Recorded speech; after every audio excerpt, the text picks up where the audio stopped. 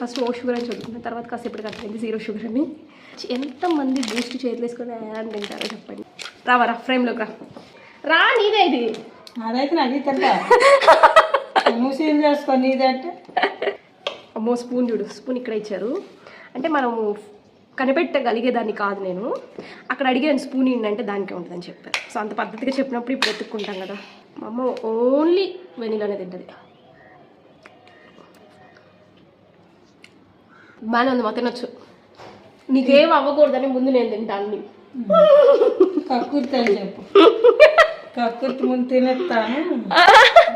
నీకేం అవ్వకూడదు, నువ్వు సేఫ్గా ఉండాలని చెప్పి ముందు ఏదైనా నేను తింటాను. నా ప్రాణం అడ్డేస్తున్నా నీకు, నీకు అది తెలియట్లేదు. కాస్ట్ ఎంత?